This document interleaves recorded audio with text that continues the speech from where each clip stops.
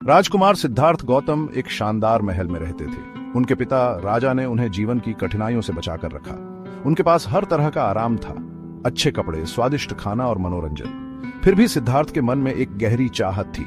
उन्हें लगता था कि जीवन में सिर्फ मजे और ऐशो आराम से ज्यादा कुछ है। एक दिन सिद्धार्थ महल की दीवारों के बाहर निकल गए। उन्होंने एक बूढ़ा आदमी देखा जिसका शरीर बुढ़ापे से झुका हुआ था। उन्होंने एक बीमार व्यक्ति को देखा जो दर्द से कराह रहा था। फिर उन्होंने एक लाश को ले जाते हुए देखा। इन नजारों ने उन्हें मानव जीवन में निहित दुख के प्रति जागरूक कर दिया। सिद्धार्थ का सामना एक घूमते हुए साधु से भी हुआ जिसके चेहरे से शांति झलक रही थी। इस मुलाकात ने आध्यात्मिक समझ की इच्छा जगाई।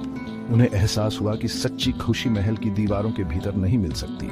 सिद्धार्थ मानव दुखों को कम करने का तरीका ढूंढना चाहते थे। जवाब खोजने के लिए दृढ़ संकल्पित सिद्धार्थ ने अपना राजसी जीवन त्याग कर महल छोड़ दिया। उन्होंने अपनी पत्नी, नवजात बेटे और राज्य को छोड़ दिया।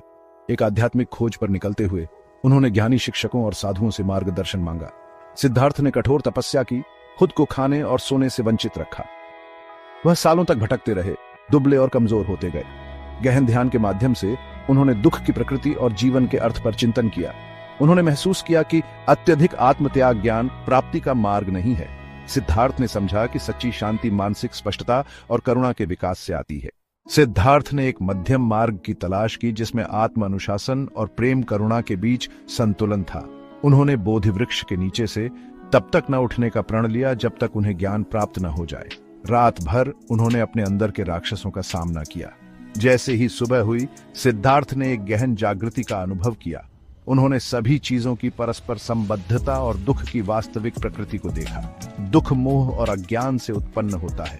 उन्होंने मुक्ति के लिए अष्टांगिक मार्ग की खोज की। यह मार्ग ज्ञान, नैतिक आचरण और मानसिक अनुशासन का विकास करता है। इस एहसास के साथ सिद्धार्थ बुद्ध जागृत व्यक्ति बन गए। Please subscribe to the miscellaneous mind for more enlighten content.